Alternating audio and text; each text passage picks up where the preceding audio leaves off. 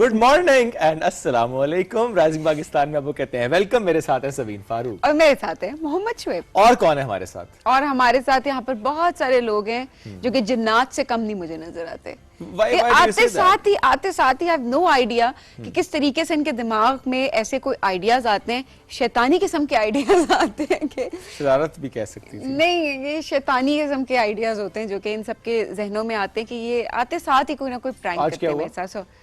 आज आप सबने मुझे बताया कि यहाँ पे ऊपर इस ग्रिड की चूड़ी कोई ढीली है और ये गिर सकता है नीचे। तो डर क्यों रही थी फिर? अगर तुम्हें लगता है कि हम शरारत कर रहे हैं, नहीं तो अगर तुम्हें इतना यकीन है हम सब पे, तो तुम डर क्यों रही नहीं, थी? अगर कोई यहाँ पे खड़ा, आप उसे ये कहें कि ओह ऊपर से कोई आ, तो एकदम से वो डर के साइड पे ही होगा ना, मतलब वो खड़ा रहेगा। कोई खड़ा हो एक बात है और सबीन खड़ी दूसरी बात है। नहीं, ये क्यों दूसरी बात है? अगर वो गिरेगा तो मेरे सर पे। आय हाय हाय हाय हाय, ये वैसे क्या सवाल छेड़ दिया और क्या बात छेड़ दी शुएब ने। अच्छा, कल मैंने एक पिक्चर अपलोड की इंस्टा पे और वहाँ पर मुझे किसी ने डीएम में आके मुझे कहा कि just you looking just like a normal girl. So मैंने कहा why should I look abnormal? It's because I don't know लोग क्या समझ रहे होते हैं कि हम घर में भी ऐसे ही होते हैं, मेकअप करके बाल खोल के ऐसे हम तैयार होके बैठे होते हैं। नहीं हाँ, खैर मैं तैयार ही थी उसमें, अभी मैंने मुंह नहीं धोया था लेकिन फिर भी ये कमेंट किया गया। बट आई डोंट नो कि लोग इस तरह से क्यों समझते हैं कि हम शायद ऐसे ही रहते हैं, हम तो बस हर वक्त तैयार बैठे हुए होते हैं। हम ऐसे बिल्कुल भी नहीं होते, हम बिल्कुल आप लोगों की तरह हैं। इस वक्त जो लड़की इस वक्त टीवी के उस पार देख रहे हैं, शायद आप मुझसे बेहतर हालत में घर में होते होंगे या ओवरऑल कहीं तैयार होके जाते होंगे। हम तो डेली तैयार हो के जब हमें किसी फैमिली गैदरिंग पे जाना पड़ता है या हमें किसी इवेंट पे जाना पड़ता है तो लिटरली मेरा दिल नहीं करता तैयार होने का और मैं तैयार नहीं होती। इसका एक नुकसान भी होता है, आगे से कभी कभी कमेंट मिल जाता है टीवी में तो आप अच्छे लगते हैं। हाँ, या हमने आपको पहचाने नहीं, अच्छा आप वही हैं, तो आपको अपने आप को बताना पड़ता है। देखिए यहाँ पर लाइट्स होती हैं, कैमरा है और सबीन के साथ मैं बैठा हूँ तो जरा जनरली आप अच्छे लगते हैं फिर। ओके, सही, ऐसा भी है। यहाँ मेकअप होता है, आप प्रेजेंटेबल लग रहे होते हैं, तो इट डजंट मीन कि आप ऐसे ही होते हैं। हमारे अंदर भी उसी तरीके से हम भी नॉर्मल है। मैं इनको फ्लॉज नहीं कहूंगी बिकॉज ये नॉर्मल, हमारी भी स्किन का टेक्सचर है, हमारी भी स्किन पे एक्नी होती है, हमारी भी पिगमेंटेशन होती है, सनबर्न होता है। जिस तरीके से आप हैं उसी तरीके से हम लोग हैं। जी बिल्कुल, यही रूटीन है जो आपकी है, वही रूटीन हमारी होती है। जैसे जॉब, ये बड़ा अच्छा आपने पॉइंट भी रेज किया सबीन के। वाकई कुछ लोग ये राय रख रहे होते हैं, सोच रहे होते हैं कि अच्छा टेलीविजन पे आना या ऐसा कोई भी शख्स जो कि टेलीविजन पे आता है या सोशल मीडिया पे भी हम देखते हैं जो इन्फ्लुएंसर्स या for that matter content creators के, अच्छा वो लाइफ कोई बहुत डिफरेंट नहीं होती। लाइफ मोर लेस सबकी सेम चल रही होती है, अपनी अपनी डोमेन में सब काम कर रहे होते हैं। It's just a job, it's just a work. वो अलग बात है कि हाँ ये पैशन भी होता है, वो अलग बात है कि आप अपने इस काम से मोहब्बत बहुत ज्यादा कर रहे हो, दैट्स व्हाट वी एंजॉय। और जब आप एंजॉय करते हैं तो वो एक नजर भी आता है, वो ग्लो नजर आता है, वो स्पार्क नजर आता है, वो शाइन नजर आती है। घर में आप खाना भी पकाते हैं, बर्तन भी धोते हैं, झाड़ू भी देते हैं, पोछा भी लगाते हैं, सब कुछ कर रहे होते हैं। सो पहले अम्मी कराती थी, अब खुद भी करना पड़ रहा होता है। पहले अम्मी कराती थी और अब आप कराती हैं। मैं नहीं कराती, मिल के करना होता है। हाँ। अब मिल के कर रहे होते हैं तो ये इंपॉर्टेंट चीज है। बिल्कुल जी। अच्छा, वैसे आप हमें बताएं आपकी रूटीन क्या होती है? आज जरा हमें मैसेजेस भेजें। बहुत टाइम हो गया कि आप लोगों से उस तरीके का कनेक्शन नहीं हो सका कि हम टू वे कम्युनिकेशन हो सके। हमारी तरफ से हो रही होती है, आप लोगों के मैसेजेस आते हैं, बस हम लोग शेयर नहीं कर पा रहे होते। तो आज जरा आप लोग हमें शेयर भी करें कि क्या आपकी रूटीन होती है, क्या बिजी होते हैं आप भी, क्या आप भी आपकी जॉब भी ऐसे ही डिमांडिंग है कि आपको भी प्रेजेंटेबल लगना होता है या काम के लिहाज से डिमांडिंग है? तो आज जरा हमें आप व्हाट्सएप करें कुछ मैसेजेस, हम आज कोशिश ये करेंगे कि प्रोग्राम में शामिल करें। आज नहीं किया तो फिर मंडे को हम कर देंगे। विल डू दैट इंशाल्लाह। भी हमें बढ़ना है फौरन से एक ब्रेक की तरफ, क्योंकि आज हमारे मेहमान भी पहुंच चुके हैं। यस, और हमें अपने मौजूआत पे बात भी करने, तो आपकी उनसे कराएंगे मुलाकात। रहिए हमारे साथ, ये है राइजिंग पाकिस्तान।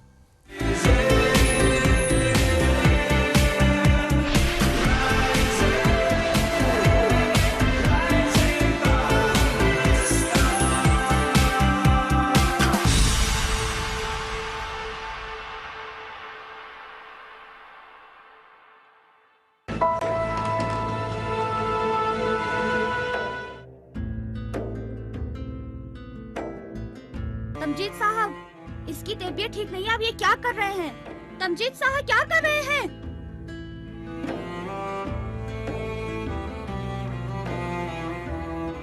भाग गई, मैं क्लिनिक से भाग गई हूँ ताकि आपसे आकर मिल सकूं।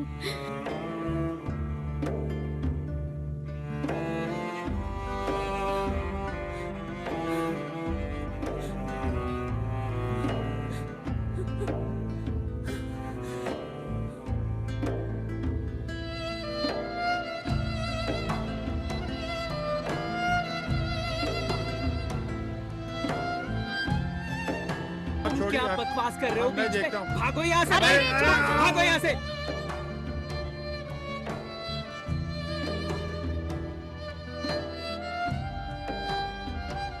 चले, मैं उसे भूल गया। तुम होते कौन हो जो मेरी बेटी का नाम ले रहे हो मेरे सामने? लेकिन मैं आपसे लड़ने के लिए नहीं लेकिन आया। मैं लड़ना चाहता। तशद्दुद मेरे मिजाज में बिल्कुल नहीं। अगर उस लड़के को कुछ भी हुआ तो तुम्हें जवाब देना पड़ेगा, समझे?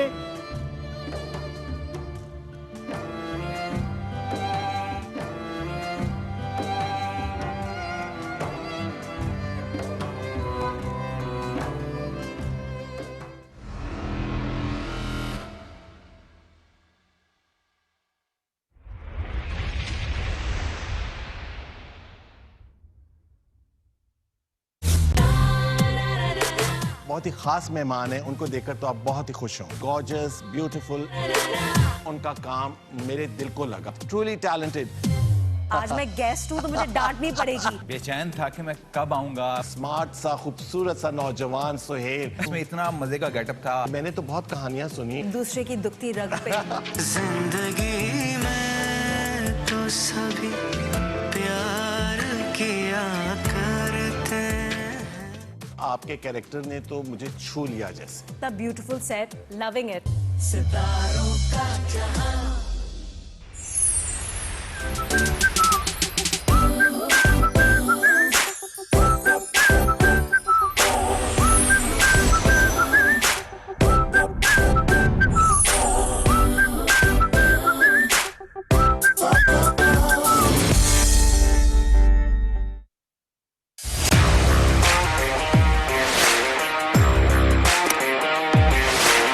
The stage is set. The Giants are ready. From 9th September, the Asia Cup 2025 begins. Where pride, passion and power collide. With 3 balls to spare. On 14th September, witness the mother of all battles. Happy captain, happy debutante. Pakistan versus India. A clash that will electrify the cricketing world. Pakistan have won. Who will rise? Who will rule Asia? Asia Cup 2025, live only on PTV Sports.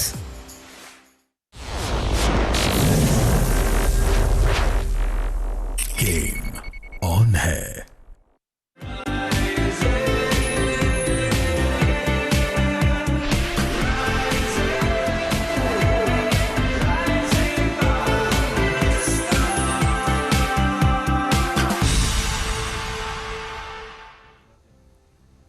Welcome back. Rising Pakistan में एक बार फिर कहते हैं खुश आमदीद। खेलों की अगर बात करें तो हर खेल हमें कुछ ना कुछ सिखा रहा होता है।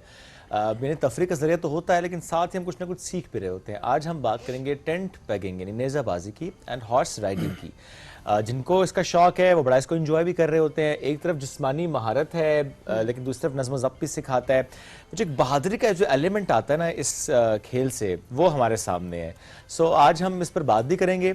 जो लोग हॉर्स लवर्स हैं वो कैसे इस शौक को पूरा करते हैं, because it's not that easy. घोड़ा पालना बड़ा मुश्किल है। एग्जैक्टली मुश्किल भी है और ये महंगा भी है स्पोर्ट्स। अगर इसकी हम बात करें तो ये महंगी स्पोर्ट्स है। सो हर कोई ऑब्वियसली नहीं इसको अफोर्ड कर पा रहा होता, बट स्टिल आपके काफ़ी कुछ क्लब्स होते हैं जहाँ पर आप जा सकते हैं, बात कर सकते हैं उन लोगों से, और ऑब्वियसली उस लिहाज से उसके चार्जेस को भी मैनेज किया जा सकता है। और पंजाब में तो हम देखते हैं समीन के भी रिवाइवल भी है काइंड ऑफ इसका। हम देखते हैं अब इवेंट्स भी हो रहे हैं, हमें ज़्यादा उसमें क्लब्स नज़र भी आ रहे हैं। बिल्कुल ऐसा ही है, बिल्कुल ऐसा ही है। तो आज ज़रा हम हम थोड़ा सा फ्रीलांसिंग पे बात करेंगे, क्योंकि ये तो एक शौक की बात है। और शौक के बाद जो है हम एक तरीके से ये भी बात करेंगे कि किस तरीके से फ्रीलांसिंग जो आज के नौजवान है वो सीख भी सकते हैं, और किस तरीके से हमारे आज के जो मेहमान है वो उसका, क्योंकि he is a horse rider as well, वो नेज़ाबाजी भी करता है, साथ ही is a freelancer as well. मुझे लगता है सभी वो सारा कमाते हैं, सारा यहाँ लगा देते हैं और यहाँ लगा देते हैं। जुनैद नियाज़ी हमारे साथ मौजूद हैं, उनसे आपकी मुलाकात कराते हैं। अस्सलाम वालेकुम जुनैद, कैसे हैं आप? वालेकुम सलाम, अल्हम्दुलिल्लाह मैं ठीक हूँ। आप जी, कैसे? बहुत शुक्रिया, बिल्कुल ठीक, बहुत शुक्रिया प्रोग्राम में ज्वाइन करने के लिए। ये वाकई जो शुएब ने कहा बात ठीक है कि वहाँ फ्रीलांसिंग से कमाते हैं और सारा जो है वो नेज़ाबाजी और हॉर्स राइडिंग पे लगा देते हैं। बस उनकी बात ठीक है कुछ हद तक के बाद जितना भी आ रहा है तो लगता ही जा रहा है। ओके जी। तो ये शौक वैसे कैसे है? बचपन से शौक था हॉर्स राइडिंग या नेज़ाबाजी, या विद टाइम डेवलप हुआ और स्टार्ट कर दिया? जी शौक पहले से स्टार्ट से ही था, बस देखते थे लोगों को। जैसे आपने स्टार्ट में बात की कि मतलब जो मजबूत लोग हैं, तगड़े लोग हैं, उनका काम है। तो स्टार्ट में इतना नहीं था खुद लो से अभी करना। मेरा तुम्हारा काम नहीं है। हम तो गए बस, हाँ, हमारा तो फिर कहते हैं हाँ। कह रहे हाँ वाकई तो आपने साथ- में वैसे वाकई ठीक है।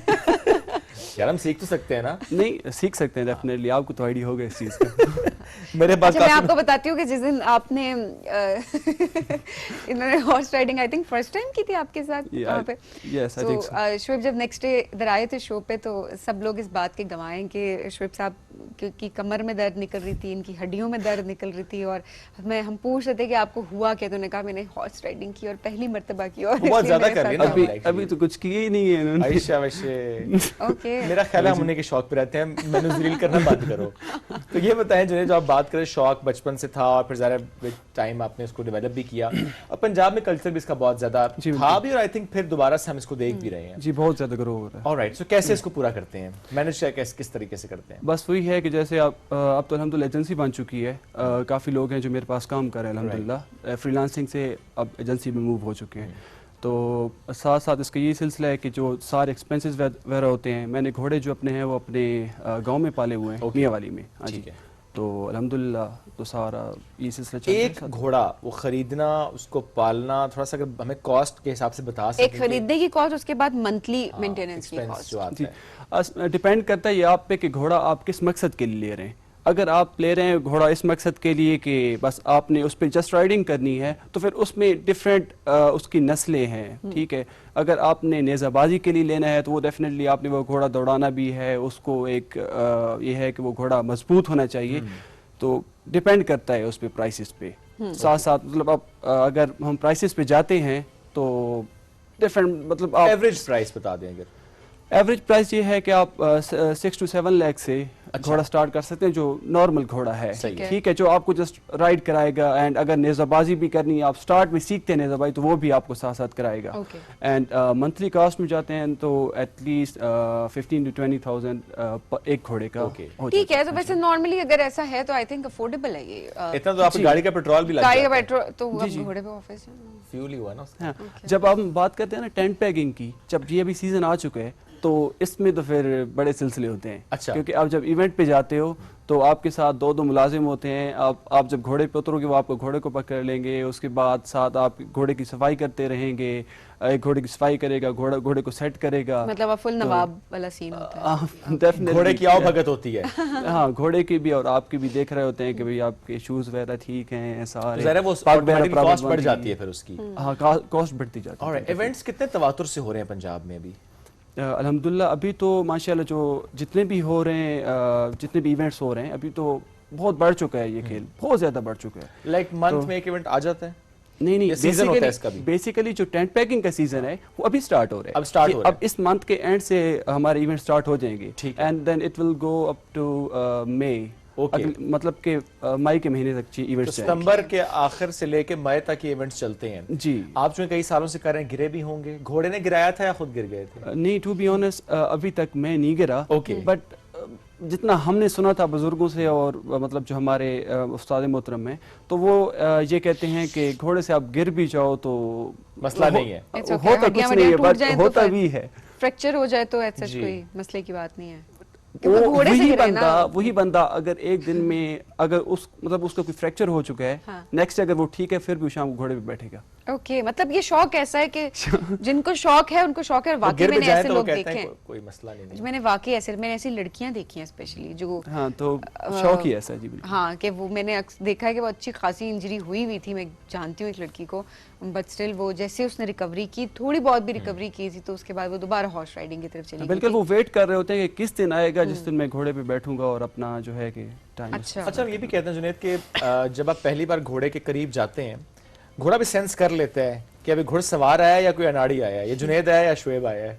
हाँ डेफिनेटली, अगर जो भी चीज़ है ना वो एक दफ़ा आपको जांच रही होती है कि ये बंदा आया नया है या बहुत पुराना है, उसकी आदत से आइडिया हो जाता है, सेंस कर लेता है, सेंस कर लेता है डेफिनेटली। ओके, एक तो होता है ना कि आपने जिस तरह का घोड़े की नस्ल, दैट्स आल्सो वेरी इंपॉर्टेंट कि आप उसमें देख रहे होते हैं, लेकिन कुछ घोड़े वाकई ऐसे होते हैं जिस तरह हम अक्सर क्लास में जाते हैं तो उसमें देखते हैं, वो कहते हैं नहीं जी आप नए हैं तो आप इस घोड़े पे बैठे हैं, अगर आप पुराने हैं आप संभाल लेंगे तो आप इस घोड़े पे बैठे हैं।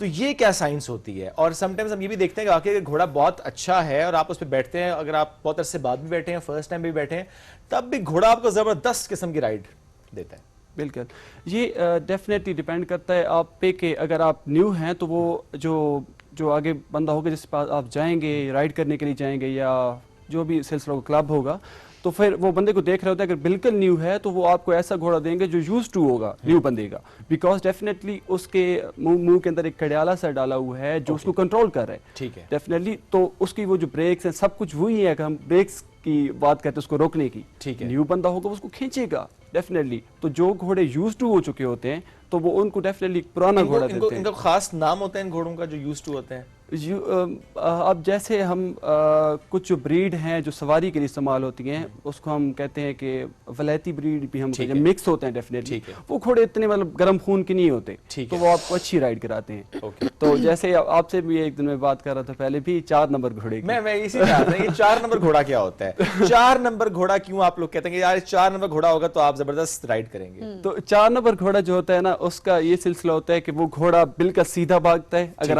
आपने टेंट पैकिंग सीखनी है ना तो उसका ये होगा कि वो घोड़ा स्ट्रेट अपने पैग पे भागेगा। ठीक है, मतलब आपने बस बैठना है और जब आपका टाइम आए तो आपने झुकना है और आपने हिट करना है पैग को। ठीक है, दैट्स इट। तो वो एक मतलब नॉर्मल घोड़े होते हैं ना, इतने गर्म होते हैं, मतलब कि तो वो सीधे रास्ते पे चल रहे होते हैं जी, राइट लेफ्ट इधर दाएं बाएं नहीं जाते, तो आप उस पे अगर राइड करेंगे तो आप जरा फोकस्ड रहेंगे। हाँ जी बिल्कुल, दैट्स राइट। अब जैसे सबीन आपने भी जिक्र किया था कि महंगा शौक, और आपने खुद भी कहा कि फ्रीलांसिंग से कमाते हैं, ज़रा उसमें लगा भी होते हैं, then you have agency now as well.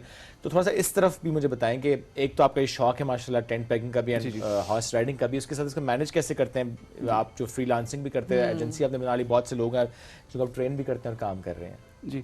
तो मैं आपको एक सीधी बात बताऊँ ना, अब फ्रीलांसिंग है या ये जो हम काम कर रहे होते हैं तो हम नाइट में बेसिकली सारा नाइट का हमारा रूटीन होती है यूएस टाइम में। ठीक है, तो बिकॉज जो घोड़ों का सिलसिला होता है, अब जैसे सर्दियाँ आ रही हैं तो अब तो दिन में किसी टाइम भी हम बैठ सकते हैं, जाके राइड कर सकते हैं, घंटा 2 घंटा, लेकिन गर्मियों में थोड़ा मुश्किल हो जाता है क्योंकि उसमें आप रात जाग भी रहे हो, सुबह फिर धूप हो जाती है तो आपको मतलब कि मैनेज करना टफ हो जाता है। अभी अल्हम्दुलिल्लाह कि एजेंसी बन चुकी है तो डेफिनेटली लोग काम ऑटोमेटिक हो गया। हाँ जी, तो लोग बैठे हुए हैं, वो मैनेज कर रहे हैं, आप जस्ट डेफिनेटली अपने शौक को टाइम दे सकते हैं। मेरे लिए थोड़ा सा मुश्किल हो जाता है, जैसे इस्लामाबाद रहना और घोड़े जो है वो पाले हुए हैं बैक मियावाली में, तो ये सिलसिला है। ओके, जो उनकी टेक केयर के लिए अलग से आप मैनेज कर रहे होते हैं, जी, खुद जी, नहीं वो करना पड़ रहा होता, आप सिर्फ शौक के तौर पे उसको हम शौक के तौर पे। लेकिन ये है कि अगर घोड़े के साथ मतलब आपने शौक जो है ना बेसिकली, तो आप जाते हो तो फिर आप घोड़ों में ही होते हो,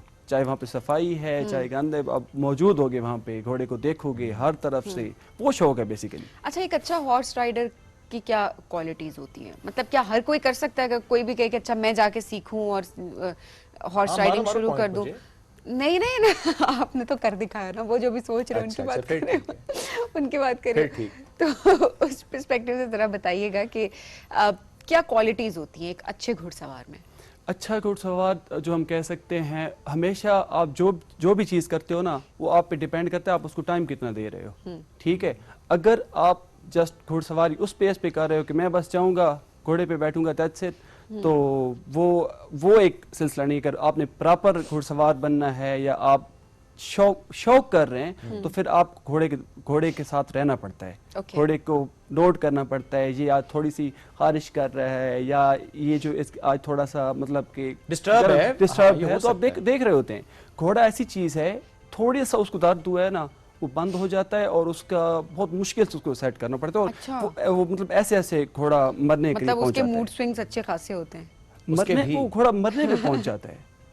मतलब घोड़ा डेथ जो होती है उस सिलसिले में चलना चाहते हैं। हाँ, घोड़ा एक नाजुक चीज़ है उसमें, सही। ठीक है, बेशक उस पे एक बहुत ज़्यादा उसमें पावर है, बट अगर वो बंद है, आपने उसको नोट नहीं किया, घोड़ा मतलब कि वो अपने प्रॉपर जो उसका डाइजेस्टिव सिस्टम है उसको नहीं काम कर रहा, आपकी तवज्जो नहीं है, आप गए नहीं हो, आपने तो देखा नहीं, नुकसान हो सकता है तो हालात बहुत से। बड़ा नुकसान। अच्छा, कैसे अंदाजा लगाया जाता है कि एक घोड़ा इस वक्त एग्रेसिव हुआ हुआ है और आपको उसके पास नहीं जाना चाहिए या आपको उसके साथ जेंटल होना है?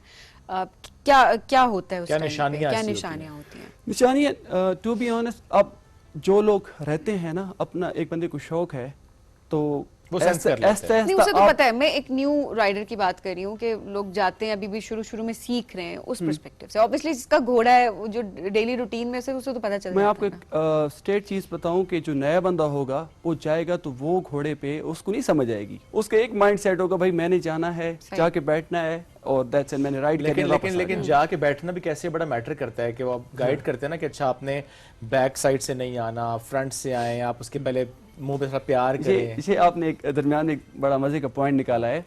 जो घोड़ा है ना, घोड़ा उसके हवाले से ये कहा जाता है कि आप कुछ भी कर लो, घोड़े के बैक पे नहीं जाना, बिल्कुल बैक पे तो जाना ही नहीं है। मारता है फिर? हाँ, डेफिनेटली कुछ भी पता नहीं होता। कोई तो घोड़े ऐसे होते हैं बहुत शरीफ होते हैं, आप घोड़े की नेचर से वाकिफ होते हैं तो फिर तो वो तो डेफिनेटली आप खड़े होते हैं, ठीक है, उनको हमने एक पक्के मतलब बांधा होता है बैक से भी। घोड़ा एक प्रॉपर वे में जब एक जगह मौजूद होता है ना, तो वो एक प्रॉपर वे में मौजूद होता है, उसको आपकी जो पिछली टांगे हैं वो भी उसकी बंधी होंगी, उसकी फ्रंट टांगे भी बंधी होंगी, ठीक है। तो हाँ जी, तो नया बंदा तो है फिर उस पे जो जब उसको बंदा राइड कराना चाहता है या उसको, तो एक प्रॉपर वे में उसको बंदा लेके जाता है। अदरवाइज अगर आप इम्प्रॉपर जाएंगे तो फिर काम खराब हो सकता है। Junaid, thank you very much. वक्त बड़ा मुख्तसर था। जिस तरह से आपका शौक हॉर्स राइडिंग, आप इसको लेकर चल रहे हैं, माशाल्लाह बड़ा अच्छा होता है कि आप एक शौक वाकई पालें, उस शौक के लिए आप मेहनत भी करें, जिस तरह आप जुनैद माशाल्लाह अपना काम भी करें, साथ अपने शौक को परसू भी कर रहे होते हैं। और बड़ा अच्छा हमारा रिवायती खेल भी है, स्पेशली इन पंजाब, तो हम इसको बहुत ज़्यादा चेरिश भी कर रहे होते हैं। तो इसको जिस तरीके से लेकर जुनैद आप चलें, thank you once again for joining us in the show. नाज़रीन, हम बढ़ेंगे अब एक ब्रेक की तरफ, ब्रेक से वापस आएंगे, रहिए साथ। ये है राइजिंग पाकिस्तान।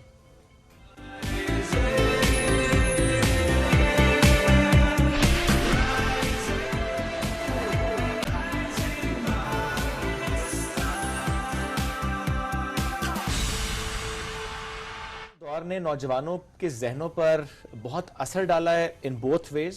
बिल्कुल बिल्कुल डाला है।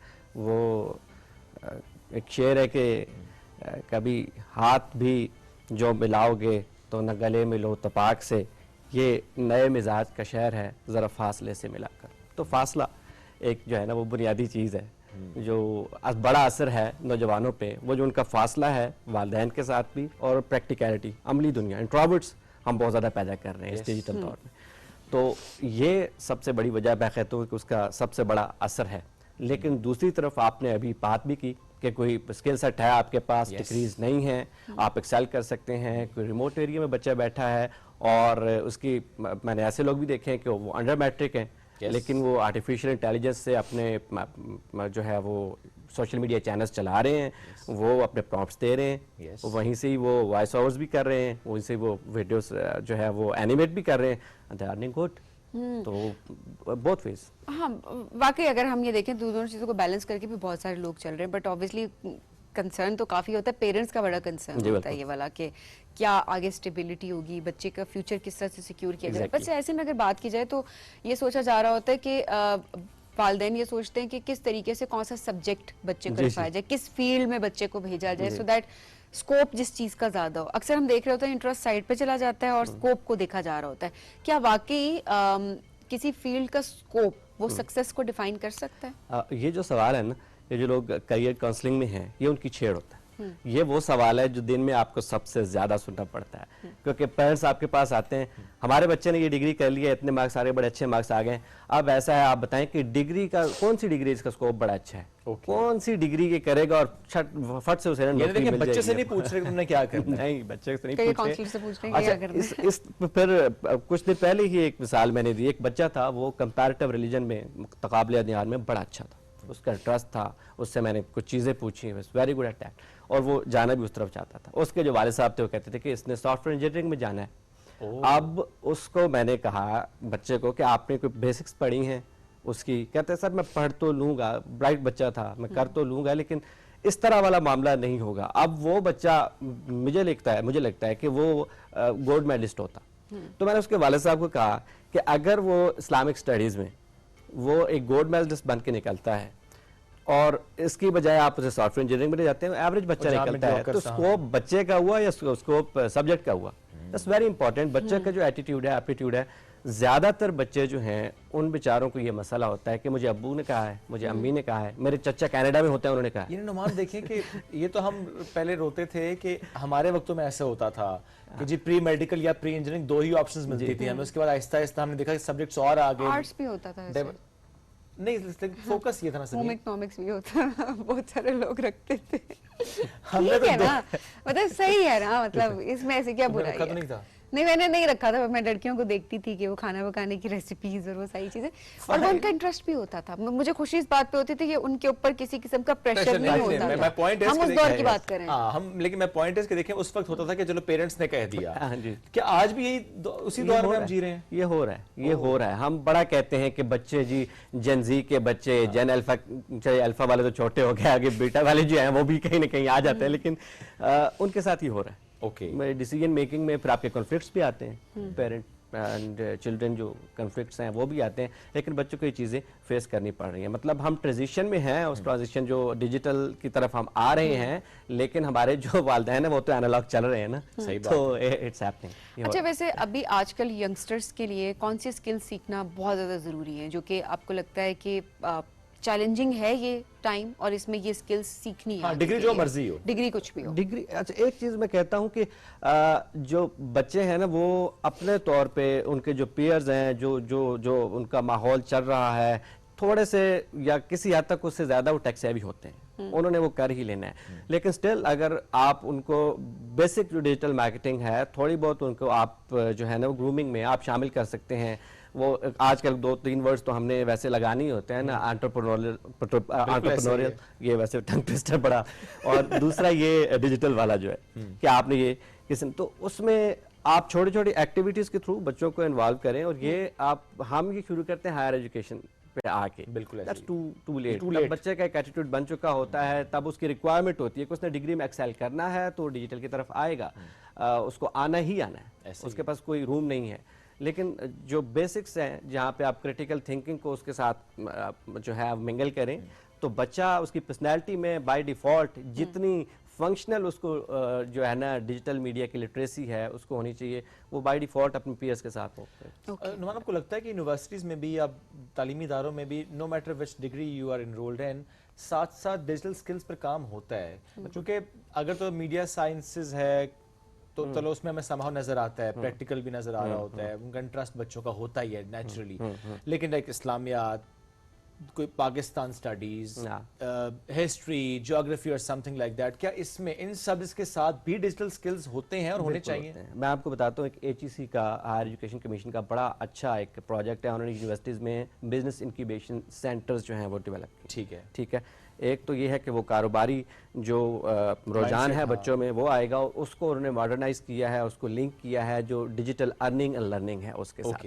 तो यूनिवर्सिटीज़ में मैंने देखा है, मैंने बहुत से बिजनेस इंक्यूबेशन सेंटर्स भी विजिट किए हैं, तो वहाँ बच्चे सिर्फ ये नहीं है कि कंप्यूटर साइंसेस के बच्चे हैं, वहाँ आपको आर्ट्स का बच्चा भी नज़र आएगा और वो बड़े क्रिएटिव काम कर रहे हैं, उनके पास बहुत सारी ऐसी चीज़ें हैं, बहुत सारे इंटरफेसेस ऐसे हैं कि वो आप हैरान हो जाएंगे, थोड़ा सा सब्जेक्ट से हट के भी काम कर रहे हैं। बिल्कुल कर रहे हैं। और हमें सिर्फ ये लगता है, बल्कि बाज़ वालिदैन तो हमारे पास आते हैं तो उनको ये लगता है कि आर्टिफिशियल इंटेलिजेंस जैसे कोई इदारा है, एक बिल्डिंग है, AI जो है, और वहां जाके मेरे बच्चे की मुलाजमत लग जानी है। नहीं तो ये बात है ना नुमान, लोग आपके पास आते होंगे, वो हमारे बच्चे को जरा ऐसा कोई प्रोग्राम बताएं जिसमें AI पढ़ेगी। बिल्कुल होता है, बिल्कुल। आज मैं ये कहता हूँ कि AI से आप डरे नहीं, एक जो कॉग्निटिव डिसोनेंस जो डिसैमिनेट हो गई है ना, उसको जो है वो थोड़ा सा हमें उसकी जो है ना उसको डिस्करेज करने की जरूरत है। वो जो चीज़ है वो हर आर्टिफिशियल इंटेलिजेंस आपके हर शोबे में आएगी, आने वाले दिनों में उसकी एप्लीकेशन हर शोबे में होगी, हर सब्जेक्ट में। अभी भी देख रहे हैं, आप फोटोग्राफी तक में देखें कि किस तरीके से AI का इस्तेमाल किया जा रहा है, और अगर किस तरीके से नहीं,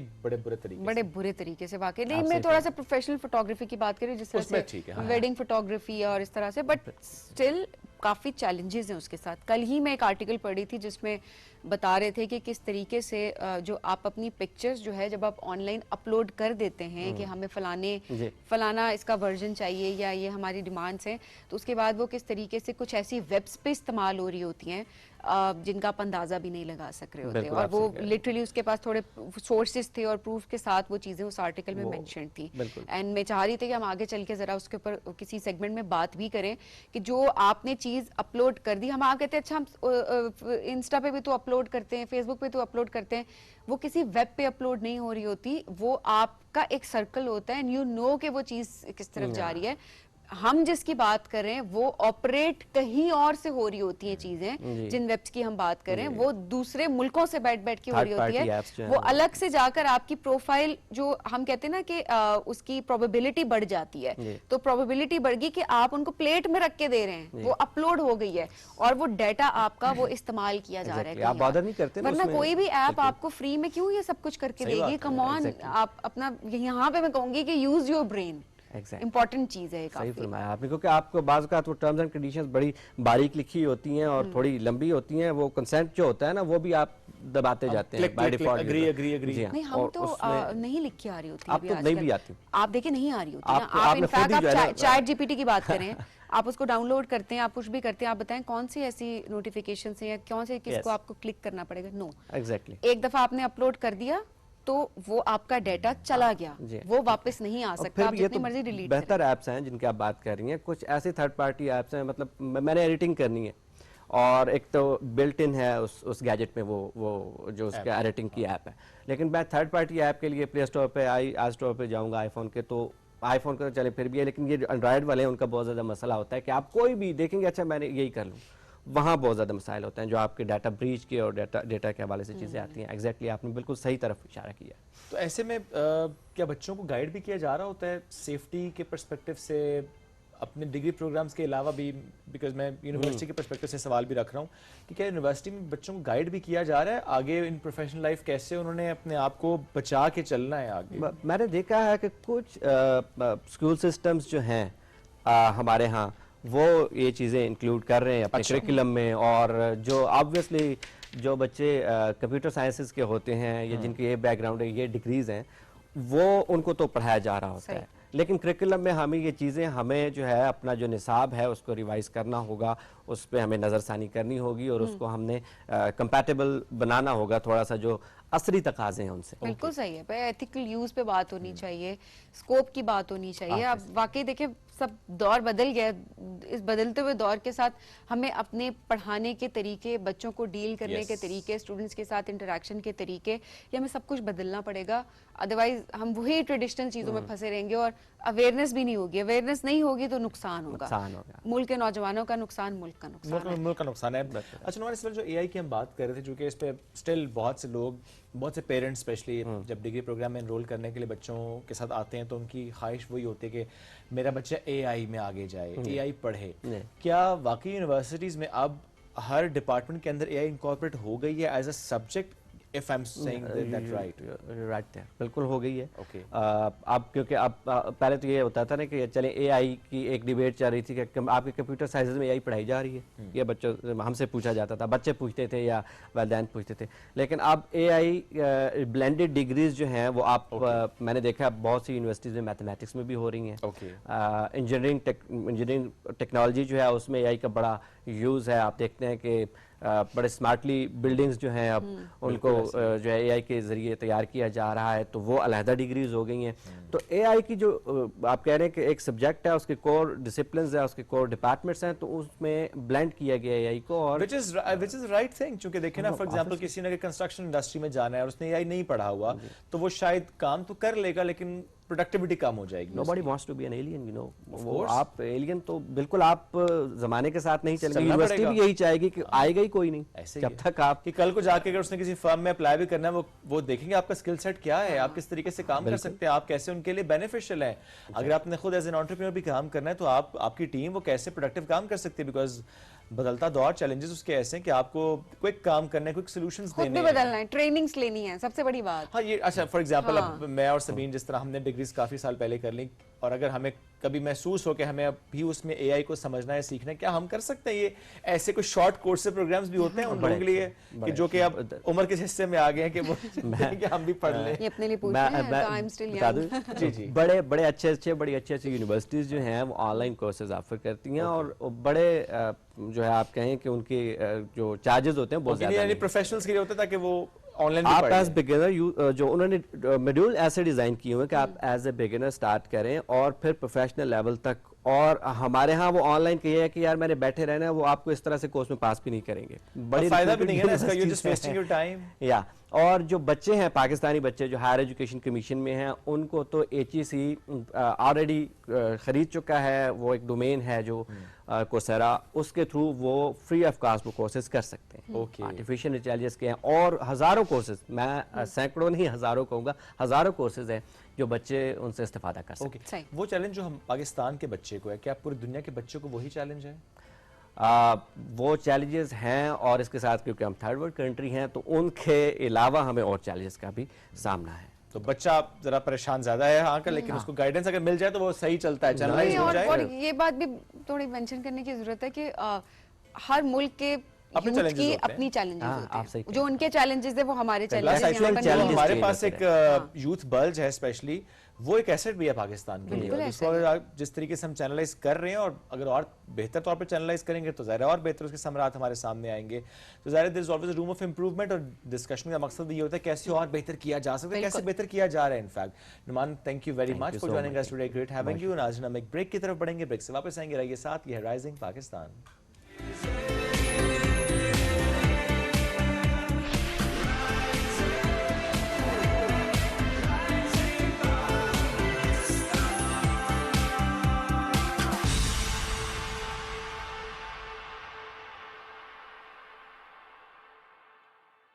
कोलगेट पेश करता है क्रंची चोको चिप्स और च्यूई ड्राई फ्रूट्स के फ्लेवरफुल कॉम्बिनेशन से भरी आपके फेवरेट कुकीज पे 50% लेस कैविटीज का टेम्पटिंग ऑफर। पर ये ऑफर सिर्फ रात को ब्रश करने वालों के लिए है। कैविटीज के चांसेस 50% तक कम करो, सोने से पहले ब्रश करो। कोलगेट की जानिब से आवाम के मफाद में जारी किया गया है।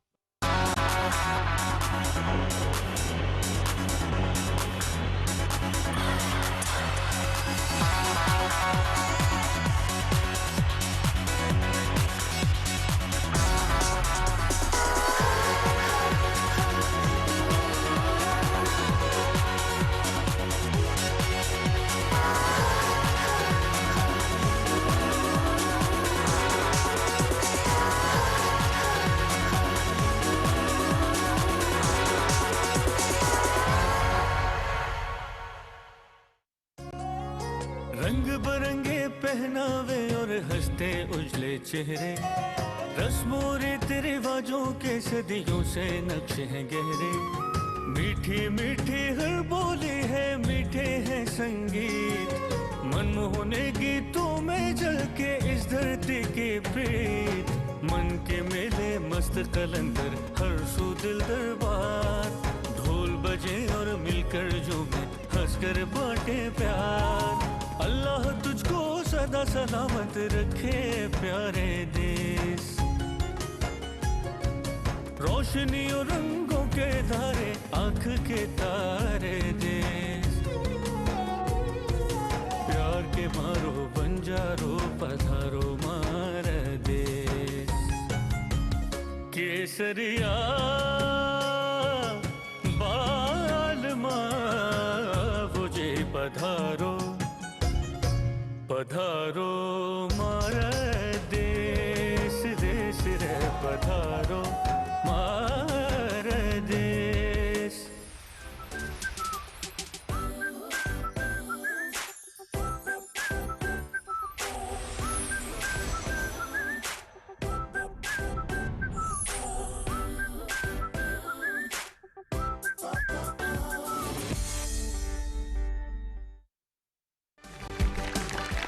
आज तो बड़े खुश हो, बड़े अच्छे कपड़े पहने हुए हैं यार। ये जो सूट मैंने जिससे सिलाया ना, वो लेडीज दर्जी था। एक डार्लिंग और एक करते हैं पाकिस्तान से प्यार।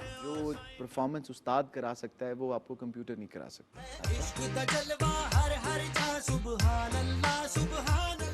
आप हीरो क्यों नहीं आए? मैं हीरो तो थोड़ा जा घट सोना, हाँ, तो कॉमेडियन तो थोड़ा ज्यादा सोना। जब आप किसी किरदार में जाएं तो फिर आप अपनी नफी कर दें और फिर उस किरदार में रहें। पाँव में बहुत दर्द हो रहा है। पाँव में दर्द हो रहा है तो किसी डॉक्टर को क्यों नहीं चेक करवाया? जिन्हें मुंह ने उन्नियां नसीता वखो वख लै, 6वीं फेल कहंदा मेरी मन साइंस रख लै। ये तो नई जगह है, बैठे हैं हम जहां।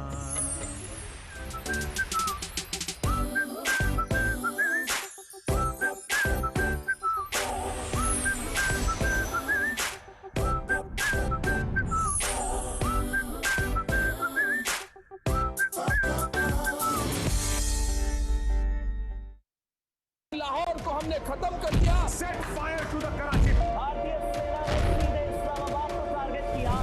In a world where drama sells and facts fall silent. Asad in this also.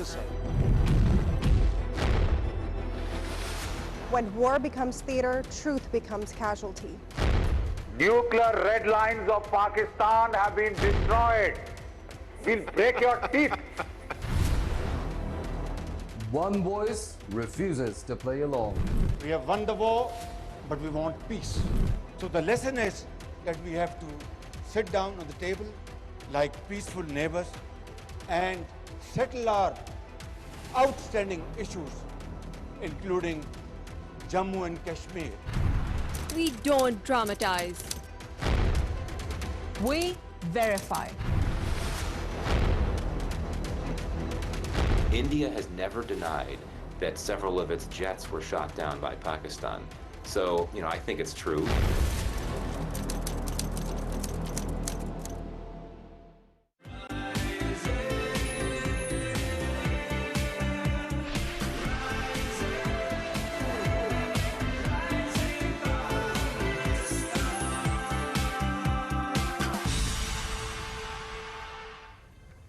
Welcome back to rising Pakistan में आपको कहेंगे खुशामदीद। क्या आप भी हमारी तरह इस बात पे परेशान हैं कि रोज नए नए कपड़े बनाने पड़ते हैं? खैर मैं तो नहीं बनाती, लेकिन फिर भी एक टेंशन, एक प्रेशर आपके ऊपर जरूर अभी होता नहीं है। बनाती तो ये हाल है। नहीं, मैं वाकई नहीं, मैं इतने कपड़े रिपीट करती हूँ कि मुझे अब मेरे प्रोड्यूसर भी कहना शुरू हो गए कि अब आप जो है ना थोड़े कपड़े, वैसे इतने कपड़े आप बना लें कि आप कपड़े ना रिपीट करें। बट स्टिल मैं यही कहती हूँ कि जो चीज़ ली है आपने, आप उसको अच्छे से कैरी करते हैं तो वाई नॉट। आप उसको बार बार भी पहन सकते हैं, बस आपने प्रेजेंटेबल लगना है और उन कपड़ों को अच्छे से मेंटेन करना है। कुछ ड्रेसेस एनवायरनमेंट के पर्सपेक्टिव से भी आउटफिट्स ऐसे होते हैं जो आपने अगर दूसरी बार भी पहना तो लोग समझते हैं कि पता नहीं कितनी बार आपने पहन लिया है।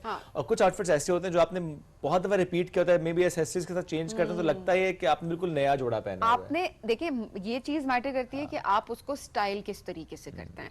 जब आप स्टाइलिंग चेंज कर देते हैं तो वो आउटफिट दूसरी दफा पहचानने में, ठीक है पहचाना जरूर कभी ना कभी जा रहा होता है, खातिन पहचान ही लेती हैं। हाँ, लेकिन फलाने इवेंट पे पहना था। हाँ ना, तो ठीक है ना, हमारे शौक होते हैं तो हम देखते हैं उस तरीके से चीज को।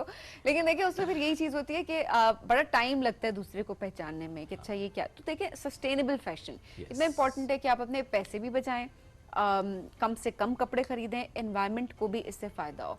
हम हमेशा ये बात कहते हैं कि एनवायरनमेंट को हमने मद्देनजर रखना है थ्रू आउट, क्योंकि उसका इम्पैक्ट थ्रू आउट हम अपनी जिंदगियों में देख रहे हैं। तो अपनी अपनी कैपेसिटी में हम सब ने मिलकर काम भी करना है। तो सस्टेनेबल फैशन क्या है, एंड स्पेशली अगर हम इस सीजन की बात करें, जब सीजन बदल रहा है तो कहते हैं ना वेडिंग सीजन है इज कमिंग, और उसमें ज़रा सब तैयारी कर रहे होते हैं, उसके कपड़ों से मुतालिक बात भी हो रही है। बड़ा अच्छा आपने, मैं हमेशा ये कहती हूँ कि थोड़ा सा आप यूज कपड़ों की तरफ जाएं। क्या होता है, किसी ने पहने हैं, इट्स एब्सोल्युटली फाइन। आप उसको ड्राई क्लीन करवाएं, उसके बाद आप उसको कैरी करें, इसमें कोई बुराई नहीं है। जिन लोगों के पुराने कपड़े पड़े हैं, स्पेशली मैं वेडिंग ड्रेसेस की बात करूंगी, वो भी यही करें कि आप अगर आगे उसको सेल आउट कर सकते हैं तो आप जरूर करें। किसी का फायदा भी हो जाता है इससे। थोड़ा सा इस कॉन्टेक्स्ट में आप सोचें, और जाहिर सी बात है आप वो जो सूट एक दफ़ा आपने पहना हुआ है, पहन के रख लिया है, उसका कोई फायदा नहीं होता, आप उसको निकालें और बेचें। हमारे साथ मौजूद हैं जी fashion designers Raza and Alishba Zia ने मेजबान किया, उनको करते हैं वेलकम। सर अस्सलाम वालेकुम, गुड मॉर्निंग। अस्सलाम वालेकुम, कैसे हैं आप? जबरदस्त। अलिशबा आप कैसी हैं? बिल्कुल ठीक, thank you so much for having us. Great to have you जी। आप तो पहली बार हमारे शो में आई हैं, सरिश के साथ हमारी मुलाकातें रही हैं। सरिश मुझे बताएं कि अभी सीजन अब चूंकि चेंज भी हो रहा है, जैसा सबीन ने भी जिक्र किया, और wedding season as well, sustainable wedding fashion, how do you define it? So इस साल we are trying to introduce a new concept which I think will be very interesting for the audience as well, and also given कि current जो economic situation है, it will be very feasible for them as well. Right. So there are two things जो हम इस season push कर रहे हैं, especially when it comes to wedding wear. एक तो वही कि we are pushing people कि जो आपने घरों में कपड़े wedding wear, party wear even रखे हुए हैं, क्योंकि हमारी सोसाइटी में इवन हम एक किसी की खानदान की शादी में एक जोड़ा पहन जाएंगे जो कि हमने शायद 50,000 का बनाया होगा, वो खानदान में आप दोबारा पहन ही नहीं सकते, वो फलाने की शादी में पहना था। एग्जैक्टली, एंड सो वो लोगों को होता है कि हम इम्पोर्टेंट इनफ नहीं है कि आपने नया जोड़ा हमारे लिए नहीं बनाया। सो अगेन सोसाइटी को तो हम चेंज नहीं कर सकते, येट हम अपने मीन्स में रह के अपनी हैबिट जरूर चेंज कर सकते हैं। सो आई रियली अर्ज पीपल कि जो वो कपड़े परे हैं वो निकालें, and other than that also अगर आप if there is some dress that you are in love with कि उसका काम बहुत ही प्यारा था, तो आप उसको अपसाइकिल भी कर सकते हैं। बाय अपसाइकलिंग आई मीन कि आप जो कि हमारी दादियाँ सिंस फॉरएवर एंड उनकी माएँ कर रही थी, आप वो काम उतारें उस फैब्रिक से और उसके बेस फैब्रिक चेंज करके उसका स्टाइल चेंज करके मेरी शर्ट को कोट में चेंज कर दिया आपने, बट काम की एक्चुअल वैल्यू है जो कि, और हाई कॉस्ट जो चीज़ है दैट इज द काम that goes on the clothes. तो you can even upcycle your clothes and turn them into something absolutely brand new rather than कि वो बस पड़ा रहे और eventually काला हो के काम फेंक दें। बिल्कुल ऐसे है। अलिशा, क्या वाकई ये अंडरस्टैंडिंग एंड अवेयरनेस आ रही है स्पेशली खवातीन में, जो कि ज़्यादा हम देखते हैं कि जोड़े महंगे होते हैं और वाकई उसको वो जिस तरह सारिश ने भी कहा अपसाइकिल, क्या वाकई ये एहसास हो रहा है कि हमें करना है ये?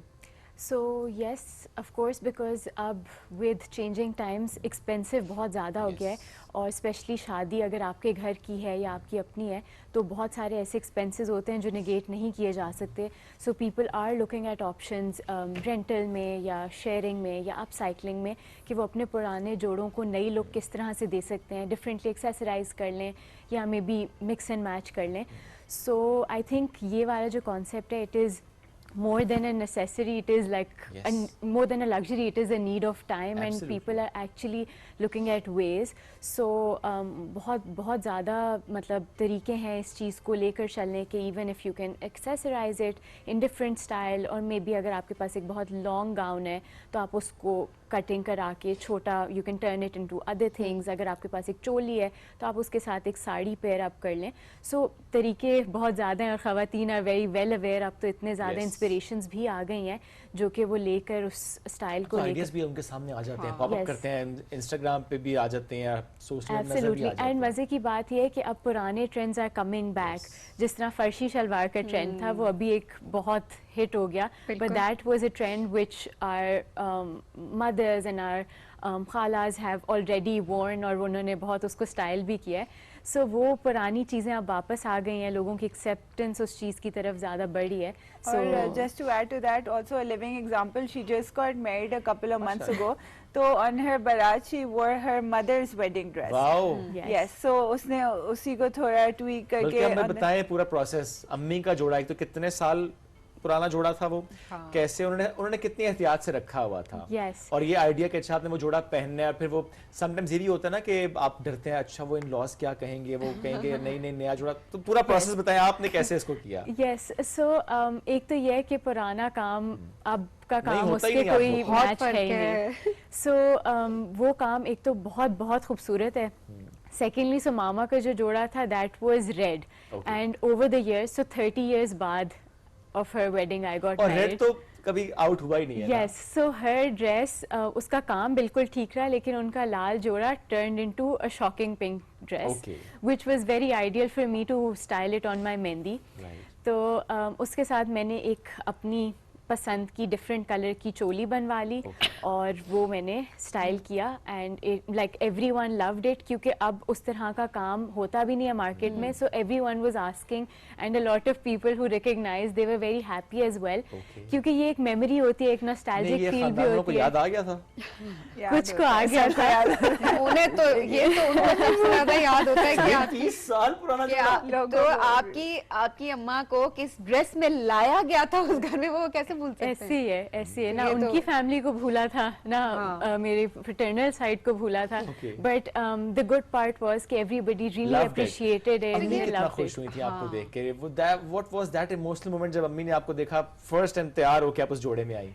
she was very happy yet very emotional as well, because obviously आप उसको जब स्टाइल कर रहे होते हैं, and it's like living a dream he, so that was one of a kind of a moment. लेकिन with that said, इस concept की बहुत ज़्यादा अब acceptance है, और ये एक ऐसा concept है जो आपको बहुत normalize करना चाहिए, लोगों को appreciate करना चाहिए, because एक dress पे जो cost आई, अभी भी the other dresses I got made, I do not know where I'm going to be styling. And she got a lot of dresses made. I stopped her. I was like, don't do it. एक तरफ उन्होंने एक अच्छा काम किया, साथ ही उन्होंने दूसरा काम गलत कर दिया। समझे, वो पैसे बचाए हैं वो कहीं तो लगाने। की शादी के टाइम उसने एक वेलवेट का जोड़ा लिया, जो कि मैंने कहा कब पहनूंगी, पित निकल आएगा, गर्मी आ रही है, कहती नहीं सर्दियाँ आएंगी तो मैं पहनूंगी। देखिए वो फिर शौक होता है ना, तो अपने शौक के हिसाब से आप पहनेंगे। लेकिन जो आपने पुराने ड्रेसेस की बात की ना, अब देखिए आपकी अम्मियों के अब बक्से खोले ना, उसके अंदर मैं कहूँगी खजाना निकलेगा। मैं क्यों ये कह रही हूँ, क्योंकि आज वो काम अगर आप मार्केट में करवाने जाते हैं तो वो आपको लाखों में कॉस्ट करता है, और वो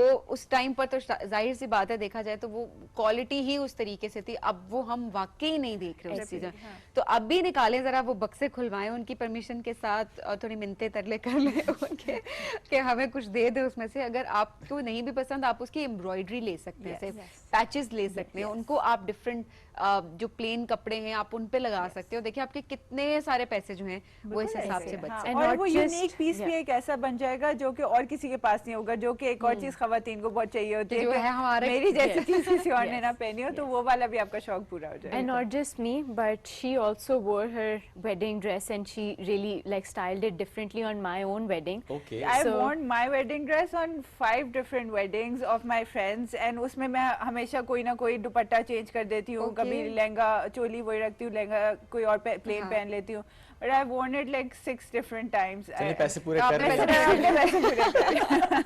आपकी शादी में कितने साल हुए? It's been 6 years. अब ये 6 साल में उन्होंने जोड़ा 6 दफा तो पहन लिया। Exactly है ना, हर साल वसूल तो कर लिया। नहीं, हर साल पहन के अंदर से खुशी होती होगी जो लगाए थे, कि मुझे फिट आ रहा है। हाँ, ये खुशी भी होती है ना, फिट आ रहा है, और प्लस से कि आपने डिफरेंट स्टाइल भी किया।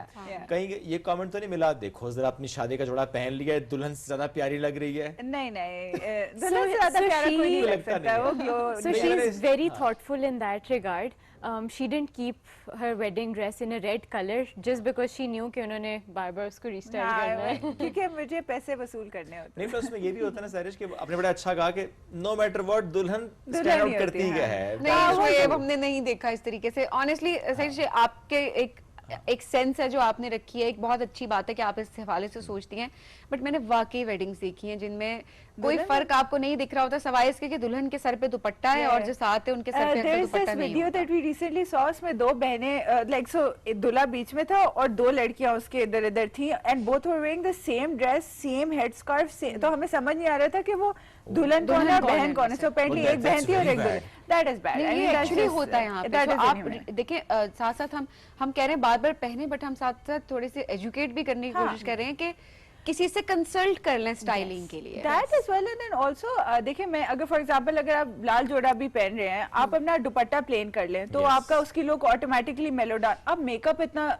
अपना ग्रैंड ना करें कि वो दुल्हन का मेकअप और एक नॉर्मल बंदे गेस्ट के मेकअप में बहुत फर्क होता है। दुपट्टा चेंज कर लें, आप दुपट्टा चेंज कर लें, हैवी दुपट्टा ना रखें। हाँ, तो वो बट वही वाली बात है, वो फिर आपके अपना एहसास है कि आप इतने शोधे तो ना बनो ना किसी और की स्पॉटलाइट को। ये बहुत जरूरी भी है। अच्छा, अभी आजकल क्या चल रहा है, क्या प्लान है, किस तरीके से आप लोग सस्टेनेबल फैशन को प्रमोट करने जा रहे हैं? अभी हम लोग कुछ मॉल्स वगैरह के साथ पार्टनर कर रहे हैं, क्योंकि सिंस वेडिंग सीजन आ रहा है तो ऑब्वियसली सब लोग शॉपिंग के लिए मॉल्स में ही आ रहे हैं, तो हम लोग कुछ मॉल पॉपअप्स भी लगा रहे हैं जिसमें हम अपने कुछ वेंडर्स के कपड़े लेकर जा रहे हैं, and then you will can get party wear for as less as 10,000 rupees as well, जो उनकी एक्चुअल वैल्यू 40-50,000 है, एंड वेडिंग वेयर भी होगा।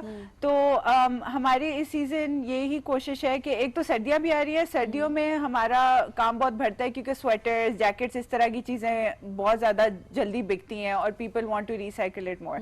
But other than that wedding season में भी वी रियली वांट कि हम लोगों की हेल्प करें to help them feel the best, जो वो पहनना चाहते हैं वो ही चीज उनको कम पैसों में मिल जाए ताकि एवरीवन फील्स ब्यूटीफुल। तो पार्टी वेयर आजकल देखें आप 40-50,000 बहुत कम बता रही हैं। आप अगर खुद से काम करवाना जाते हैं तो वो ऑनेस्टली आपको कॉस्ट करती है 1 लाख, ये 5 साल पुराना रेट बता रही हैं अपनी मैं बता रही कि वो उन्होंने बनाया ना पैसा खर्च करती है इसको। मैं जब से इसकी जिंदगी में फिर भी इसे थोड़े कम करने खर्च शुरू किया और शी स्पेंड्स अ लॉट। तो आज भी जिस तरह वी वोर क्लोथ्स फ्रॉम बिस्बी, हमने शो पे आना था, we wanted something nice to wear so we got something second hand और I really feel like अब we need to get out of that mindset where people feel ये दोनों dress second hand है। Yes, so like both of these dresses and we actually want to show as well कि second hand कपड़े are not जो उससे concept linked होता है ना कि फटा हुआ होगा तो ये होगा तो वो होगा। ड्रेसेस बहुत खूबसूरत हैं। Thank you. So yes, so हम लोगों ने वो like the reason that we do this also is कि लोग सबसे पहले यही पूछते हैं मुझसे कि अच्छा आप खुद पहनती हैं, क्योंकि उनको यही होता है कि आप प्रमोट तो करिए but like you won't be wearing it. Obviously पहनते हैं, why not, all of us earn money, हम सबको दर्द है पैसे। यस नहीं माइंडसेट भी तो देखें। अब शुक्र अल्लाह का थोड़ा बहुत चेंज हमें नजर आ रहा है, बट अभी भी कुछ लोगों की सोच है कि उतरन क्यों पहने हम और ये सारी चीजें। आई मीन क्या है इसमें, ऐसी क्या बात है? आप अगर किसी ब्रांड पे जाते हैं ना नए कपड़े खरीदने भी, वो भी काफी दफा ट्राई हो चुके होते हैं। एग्जैक्टली तो वो भी होता है। मुझे किसी ने आपको फ्रेश पीस तो नहीं हमेशा मिलता, और अगर आपको फ्रेश पीस बताया जा रहा है, वो 50 लोग हैं जो वहां पर आते हैं पसीने में होते हैं और उसके बाद वो जाते हैं चेंजिंग रूम में, वो ट्राई करके लेट्स बी वेरी ऑनेस्ट, ऐसा होता है। और मैं जाके लिटरली मेरे दिमाग में चीजें चल रही होती है और मैं हमेशा मेक श्योर करती हूँ, क्योंकि जो आप सेकंड हैंड ड्रेसेस की बात करें उनको कम से कम ड्राई क्लीन करवा के तो पहन रहे होते हैं ना। हाँ वो आपको पहले ही पता होता है तो हाँ यू नो, तो जब भी हम लेते हैं तो एक दफा आप वॉश करके बट एग्जैक्टली हाइजीन वाला सवाल एक दफा मुझसे किसी ने किया था, मैंने उनको यही बोला था कि जब आप जो कपड़ा आप दुकान से भी ले रहे हैं वो जितनी 10 फैक्ट्रियों और गंद और खेड़े से गुजर के वहां पे आता है एंड देन हमें मिलता है, तो यू डोंट नो कि उसमें कितने जर्म्स होंगे। अब मुझे समझ आई है, मेरी खाला है वो जब भी कोई नया जोड़ा लेकर आती हैं वो पहले उस जोड़े को वॉश करती हैं। बिल्कुल सही है, नहीं तो यही वजह है। मैं थोड़ा परेशान हो चुके, एक जोड़ा मैं लेकर आया उनके, उसमें सारे वो रिंग चुनट्स डली होती हैं पूरे ड्रेस पे, और मैं लाया, मैंने कहा खाला आप ये पहनना, तो नेक्स्ट डे उन्होंने कहा वो बेटा वो तो चुनट्स खुल गए। मैंने कहा आपने तो पहना ही नहीं है अभी। वो कहते हैं वो वॉश कर ले। मैंने कहा पहना नहीं था तो वॉश, कहते हैं वो मैं वॉश करके पहनती हूँ। मैंने कहा ओके, फिर मैं दोबारा गया, मैं दिलवाया, फिर उन्होंने पहना। नहीं वो ये कहते हैं कि हम स्टीमर कर देते हैं, स्टीमर से वो हीट से भाप से जर्म्स मर जाते हैं, बट स्टिल अगेन अगर आप वहम करने पे आओ तो यू गेट। नहीं मैं यही बात कर रही हूँ कि ये वाला जो कॉन्सेप्ट है ना कि उतरन क्यों पहने, मैं उसको थोड़ा क्लैरिफाई करने की कोशिश करूँ कि इसमें ऐसी कोई बात नहीं होती है। आप सस्टेनेबल फैशन की तरफ जाएं, एक तो अपने पैसे बचाएं, बहुत जरूरी है, माइंडसेट चेंज करें, बाकी लोगों को इनकरेज करें। आपको नहीं पता आप किसकी जिंदगी में क्या पॉजिटिव इम्पैक्ट आप क्रिएट करें, ये कितनी जरूरी है। एट द सेम टाइम अपने एनवायरनमेंट को बचाएं। अभी हम फ्लड्स में देख रहे हैं, अभी मौसम का हमारे सामने एनवायरनमेंट चेंज सबसे ज्यादा हम पाकिस्तान में we're facing it we have अभी हमारी सर्दियां छोटी हो गई हैं, हमारी गर्मियां बहुत लंबी चल रही है, फ्लड्स इस तरह के इस एरिया में कभी भी फ्लडिंग नहीं हुई जिस तरह हमने इस साल। अब तो हम ये कह ही नहीं सकते ना कि यहाँ फ्लड नहीं आएगा या वहाँ नहीं आएगा, it could happen anywhere, cloud burst हमारे सामने है। लास्टली बस रिश्वा मुझे बताएं कि इस वक्त जो हमें सुन रहे हैं, अगर वो चाहते हैं कि अपने जितने भी ऐसे ड्रेसेस जो कि बहुत महंगे बनवाए थे वो आपके थ्रू चाहते हैं कि सेल कर लें, आप इवेंट भी इस वक्त प्लान कर रहे हैं ना? Yes, so we are planning an event in a mall. उसकी obviously details हम share कर देंगे on our platform as well. And through our platform और any other platform जो कि ऐसा similar काम कर रहे हैं, उनके साथ ज़रूर इस काम में अपने कपड़े लोगों के साथ शेयर करें, क्योंकि ये कॉन्सेप्ट ऐसा है जो हम अपनी हैंड मी डाउन्स का कॉन्सेप्ट अम्मियों से बहन भाइयों में जब होता है तो why not share it with a wider circle. So इस चीज़ की एक्सेप्टेंस होनी चाहिए। You can partner with us, you can contact us on our website as well and we would love to cater. Great, Ji, thank you. You're doing great job, mashallah. Saresh and Rishma, thank you very much for joining us today. It was good having you. So please ये कोशिश करें, एक तो ये कि repeat करें, इसको admit करें, कम कपड़े बनाएं और जो एक्स्ट्रा है बजाय इसके पड़े पड़े वो खराब हो जाएं, कोशिश करें किसी के काम भी आ जाएंगे और आपको पैसे भी मिलेंगे। मतलब we learned something by this. एक ब्रेक की तरफ बढ़ेंगे, वापस आएंगे, रहिए साथ। ये है राइजिंग पाकिस्तान।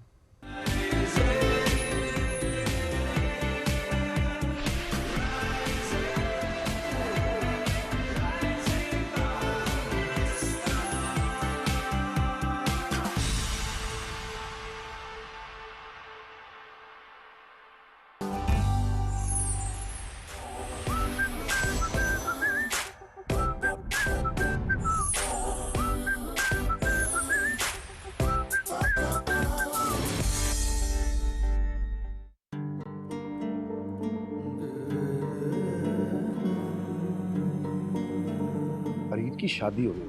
अब सिकंदर को कह दें कि वो उससे मिलना जुलना बंद कर, क्योंकि मैं नहीं चाहता कि मेरी बेटी का नाम किसी जराइम के साथ आप एक बार उनकी बात तो सुन लें, वो इतनी बड़ी ऑफर दोबारा नहीं मिलेगी। मैं भी ये जमीन बिकवा के छोड़ दूंगा।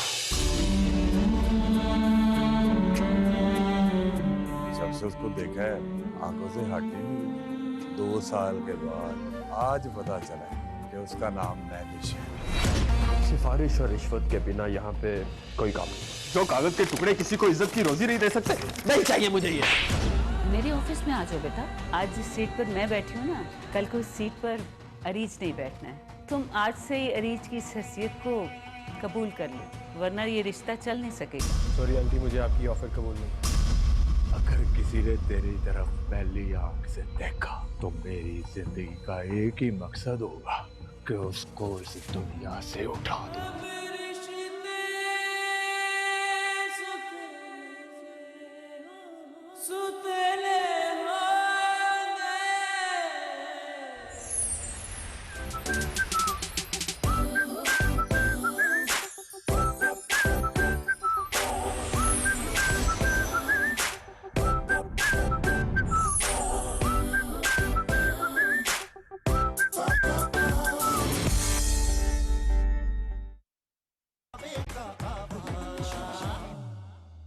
चले तो हमारे संग संग नजारे चले। ये तो बिल्कुल पानी जैसा है। नहीं, ये पानी ही है बेटा। बीच में ट्रैफिक आ गई, नहीं तो तेरा हाल में बहुत बुरा। शकीला जी क्या कर रही हैं? सब देख। रिसेप्शन पे बहुत ही खूबसूरत लड़की चाहिए होती है। हाय चौधरी साहब, मुझसे हसीन खूबसूरत कोई है? डूबा उभरा उभरा डूबा उलझा सुलझा डूबा।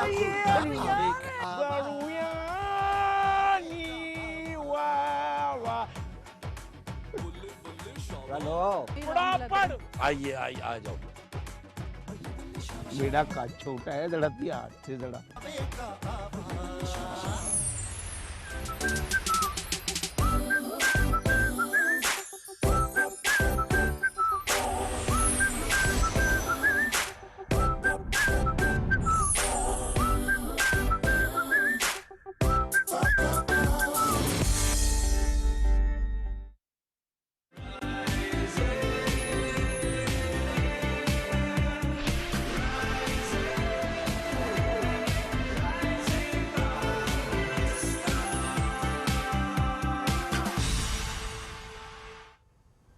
Welcome back.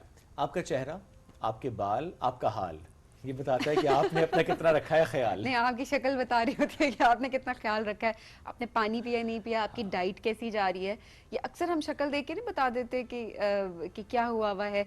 पेरेंटली हम बड़ी कोशिश ये कर रहे होते हैं ये भी सेट हो जाए, ये भी सेट हो जाए, बट जाहिर सी बात है अगर आप अच्छा खा भी नहीं रहे तो ऑब्वियसली उसका इम्पैक्ट आपकी स्किन के ऊपर एब्सोल्युटली। प्लस एनवायरमेंटल फैक्टर्स भी बहुत ज्यादा इन्वॉल्व होते हैं, स्ट्रेस का एक एलिमेंट भी होता है, नींद का बहुत एलिमेंट होता है। यस, लेकिन इसमें एक अच्छी बात अब ये है कि जब से हम देखते हैं ना एस्थेटिक ट्रीटमेंट्स और उसका रुझान और उसकी अवेयरनेस हमें दोनों तरफ यानी मर्दों और ख़वातीन दोनों में नजर आ रही है और वो ख्याल रख भी रहे होते हैं।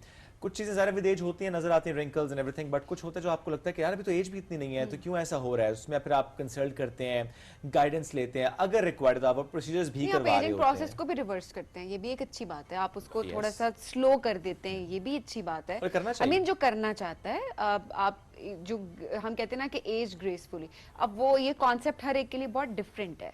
वो वही है कि आप जिसमें कॉन्फिडेंट फील करें, अपने आप को आप ग्रेसफुल फील करें, तो वो कॉन्सेप्ट डिफरेंट होता है। जो करवाए नहीं करवाए ना, योर चॉइस। इस मौजू पे करेंगे बात। हमें ज्वाइन कर चुकी doctor Maria Yasin, consultant aesthetic physician है और यूके सर्टिफाइड कॉस्मेटोलॉजिस्ट हैं। उनको करते हैं वेलकम। अस्सलाम वालेकुम जी, कैसे हैं आप? मैं ठीक, आप बताएं कैसे हैं? अल्हम्दुलिल्लाह बिल्कुल ठीक ठाक। रुझान बहुत बढ़ता जा रहा है एस्थेटिक ट्रीटमेंट्स का, सो हम चाहेंगे पहले जरा एक्सप्लेन करें क्या है जो कि एस्थेटिक ट्रीटमेंट्स हैं, क्या क्या उसमें फॉल कर रहा होता है। अच्छा, एस्थेटिक का ये है कि बेसिकली हर इंसान अगर देखा जाए ना, उसकी एक फितरत है कि वो खूबसूरत लगना चाहता है, हमेशा से ही चलता आ रहा है। मतलब वो डिफरेंट सिचुएशंस और सूरतों में कर रहा है, अपनी केयर कर रहा है, सेल्फ केयर। जैसे कि अगर हम बात करेंगे पहले, जब एस्थेटिक तो अब ज़्यादा इन हुआ है, लेटेस्ट टेक्नोलॉजीज आना स्टार्ट हो गई हैं। पहले लोग कैसे करते थे, अपने आप को मेंटेन करने के लिए देसी टोटकों को अप्लाई कर रहे होते थे या मेडिकेशंस हर्बल ले रहे होते ताकि हम अच्छे लगे, हमारे हेयर स्ट्रॉन्ग हो, हमारे फेस स्किन अच्छी हो।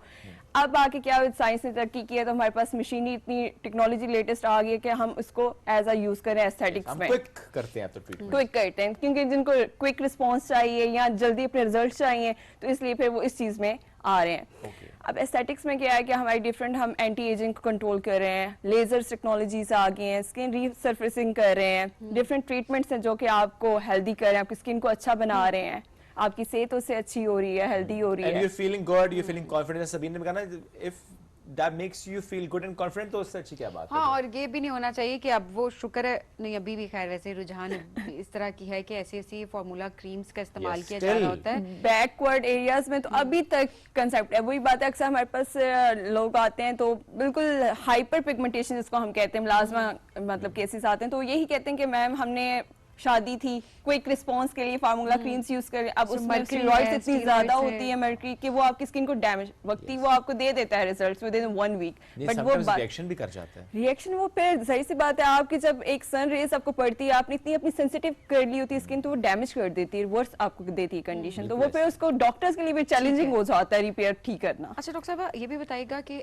स्किन बैरियर आपका स्ट्रांग होना वो बहुत इंपॉर्टेंट है, वो वीक होता है तो फिर आपको डैमेज भी होता है, रिएक्शंस भी बहुत ज्यादा होते हैं और बाकी सारी कॉम्प्लिकेशंस होती हैं।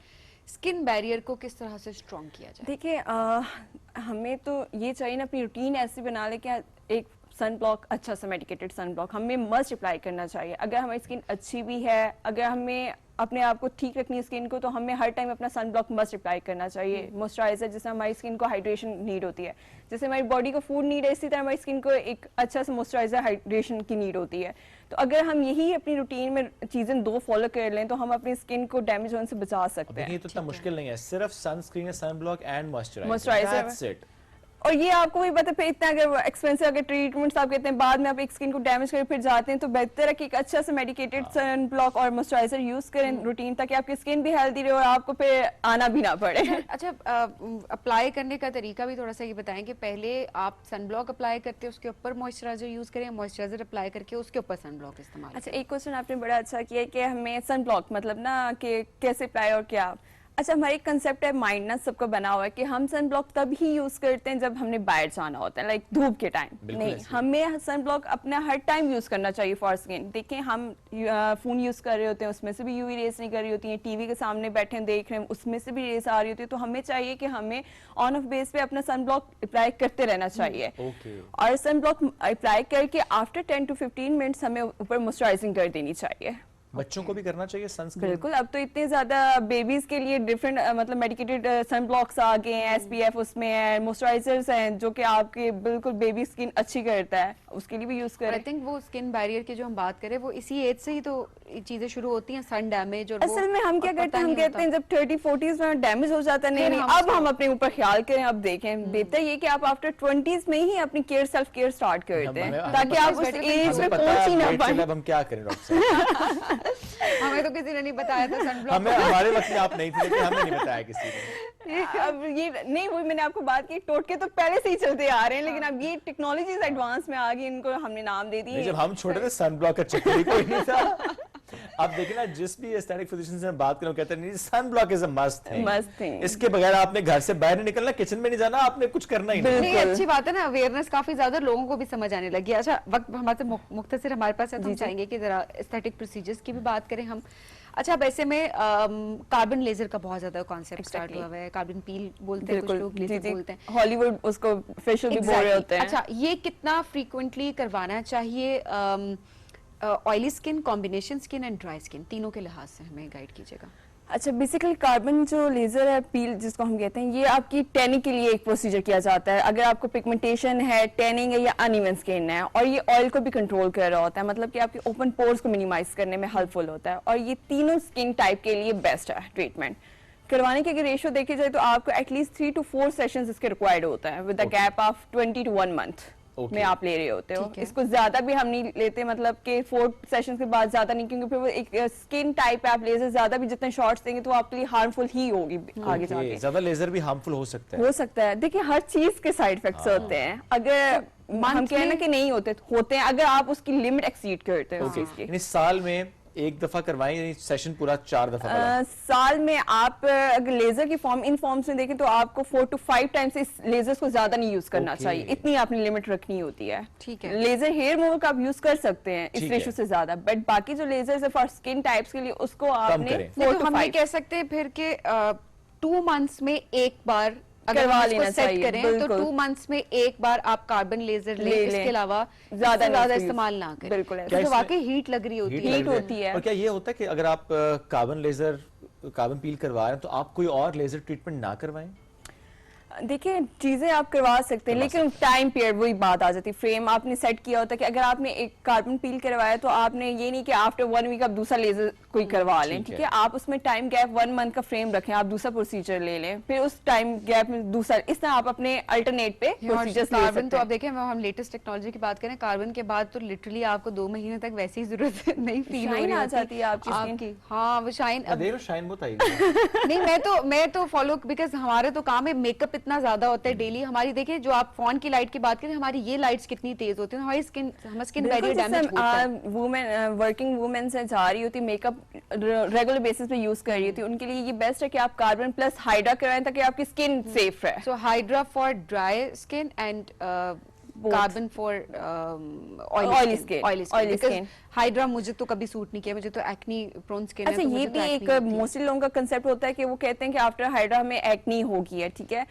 अब वो उसमें आपकी सेंसिटिव स्किन का बहुत रोल एक प्ले होता है, इसलिए हम हिस्ट्री वो कहते हैं ना कि आपने कोई भी लेना है बिल्कुल। ये जो कंसल्टेशन का एक टाइप हम कहते हैं कि लोग अक्सर फोन पे कहते हैं डॉक्टर हमें बता दें कैसे क्या, हम इसलिए कहते हैं कि वो सीधा आते हैं कहते हैं हाइड्रा कर दें कर दें, बिल्कुल यही कहते हैं कि हमें पूरी असेसमेंट करने दें, हिस्ट्री लेने दें, क्योंकि सबसे जो रोल आपका मेन प्ले कर रही है तो आपकी हिस्ट्री और आपकी स्किन टाइप नहीं। तो देखिए हिस्ट्री की जो आप बात करें इसमें ये भी तो कितनी इंपॉर्टेंट चीज है कि आप बार बार अपना डॉक्टर भी चेंज ना करें। बिल्कुल आपका एक डर्मेटोलॉजिस्ट हो, आपके वो ऑलरेडी आपकी स्किन को जानता है और ही और शी नोस के आपने कौन कौन से ट्रीटमेंट्स पहले ले चुके हैं, अब क्या काम करेगा आपकी स्किन पे और क्या काम नहीं करेगा। वो लोग पता है कि वो कहते हैं अच्छा इधर से करवाया कहीं और से मे भी कम रेट में तो हम उधर मूव ऑन कर जाते हैं, वो इस चक्कर में ना अपनी स्किन को भी फिर डैमेज कर देते हैं। लेकिन क्या इसमें ये बात भी होती है कि थोड़ा सा हमें नजर आता है कि जिस तरह प्रोबेबली हो ऐसा कि आप कभी हो कि अच्छा ज्यादा कार्बन लेजर या ज्यादा फ्रैक्शनल लेजर और किसी और एस्थेटिक फिजिशियन के पास हम जाएंगे तो उसका ज्यादा फोकस किसी और ट्रीटमेंट पे होगा, क्या वाकई ये होता है जो आपके पास अवेलेबिलिटी होती है ज़रा आप उस पे फोकस भी कर रहे होते हैं? बिल्कुल होता है। अगर मैंने आपको सपोज कर इनकी स्किन को देखते हुए कार्बन या हाइड्रा सजेस्ट किया, मे बी किसी और के पास आए तो वो उनको पीआरपी पे सजेशन दे दें। होता है हर किसी का अपना एक माइंड सेट है, क्योंकि सारे ही जो बेसिकली ट्रीटमेंट्स है आपकी स्किन रिसर्फेसिंग के लिए ही है ना, तो वो फिर उसके अकॉर्डिंग वो कर रहे होते हैं डील। अच्छा वैसे में माइक्रो नीडलिंग ये बहुत ज्यादा हेल्पफुल होती है। ये मैं कहती हूँ सबसे अगर देखा जाए ना best treatment, because we are using your own plasma. Exactly side effect नहीं है कि आप कोई ऊपर से इंजेक्ट नहीं कर रहे किसी आर्टिफिशियल चीज को, केमिकल को, दवाइयों को, आप अपनी स्किन प्लाज्मा को कर रहे हैं, तो वो आपको अगर देखें हेल्पफुल नहीं तो हार्मफुल भी नहीं है, लेकिन उसके रिजल्ट्स अच्छे होते हैं क्योंकि आपके अपने प्लाज्मा में हमें रिच प्लेटलेट्स मिल जाते हैं, तो वो जब इंजेक्ट या नीडलिंग कर रहे होते हैं तो उसके रिजल्ट्स बहुत अमेजिंग आ रहे होते हैं। ऐसे में सिल्फम का बहुत अभी लेटेस्ट वो आया, इससे पहले हम मॉर्फिस का देख रहे थे, लेकिन मॉर्फिस का ये कि डाउन टाइम थोड़ी, सिल्फम का ये है कि आप within 24 hours you are absolutely fine. उसमें भी ये है ना बेसिकली हो तो आपका प्लाज्मा यूज रहा है ना, एक वो लेटेस्ट टेक्नोलॉजी जैसे जैसे आगे थोड़ा सा नाम है, मशीन थी पहले plasma pen micro doctor pen से हो रहा था, अब उस मशीन के थ्रू हो रहा है, चीज तो आपकी प्लाज्मा ही निडल अंदर जा रही है। तो वो सारी चीजें इसके बाद काफी लोग माइक्रो नीडलिंग के बाद ये कर रहे होते हैं शिकायत के हमारी एक्नी ट्रिगर कर दिया है। अच्छा इसमें सबसे बड़ा रोल है कि आप जो डॉक्टर फिर आपको आफ्टर प्रिकॉशंस बताते हैं ना, आप वो फिर प्रॉपर फॉलो नहीं कर रहे होते, जिसकी वजह से आपको ये सारे इश्यूज आ रहे होते हैं, आपके रिजल्ट्स कॉम्प्रोमाइज कर जाते हैं, आपके ये एक्नी हो गई है या आपके ज्यादा वो मुलाजमा के लिए कर रहे हैं या आप और चीज पिगमेंटेशन के लिए, तो वो वर्स हो जाती है। तो वो केयर बहुत, इसलिए हम कहते हैं आपने मस्ट फॉलो करनी है, जो हम आपको बताएंगे। देखिए 50% डॉक्टर का रोल है और 50% आपकी अपनी सेल्फ केयर के आफ्टर प्रोसीजर। ओके लास्टली जिस वेडिंग सीजन भी है अब आ रहा, कैसे भी आपके पास आती हैं लड़कियां के बस सिर्फ शादी में 1 हफ्ता रह गया है, 2 हफ्ते रह गए, कोई ग्लो कर दें, कुछ कर दें, कोई इंजेक्शन लगा दें, कोई ड्रिप लगा दें, जादू कर दें। और ये सबसे गलत कंसेप्ट है हमारा कि हमें चाहिए कि हमें शादी से पहले एटलीस्ट 1 से 2 मंथ्स पहले अपनी प्रिपरेशन स्टार्ट कर देनी चाहिए। जो क्विक रिस्पॉन्स मांगते हैं, हमारी स्किन हमें नहीं पता कैसे रिएक्शन दे रहे हैं। अक्सर मैंने देखे लोग जाते हैं हाइड्रा फेशियल करवा लेते हैं, ये गलत कंसेप्ट है कि हमें हाइड्रा फेशियल के लिए भी एटलीस्ट 1 वीक पहले अपने करवाना चाहिए। उसका रिजल्ट आने में टाइम लगता है, 2 से 3 डेज के बाद आपको रिजल्ट भी आते हैं, और क्या पता आपकी वही एक्नी जैसा कॉज कर सकता है या आपकी सेंसिटिविटी रिएक्शन हो सकती है, तो शादी वाले दिन फिर वही चीज इवेंट आपको खराब हो सकता है। तो बेहतर यही है कि आप पहले आए अपनी चीजों को। ये देखा है जिनको एक्नी होती है उसमें डॉक्टर साहबा ये भी होता है, महीना पहले मैंने लड़कियों को देखा है वो एक स्पेसिफिक दवाई एक्नी के लिए यूज हो रही है, मैं नाम नहीं लेना चाहूंगी, बट वो उसका इस्तेमाल वो खाना शुरू कर देती हैं या लगा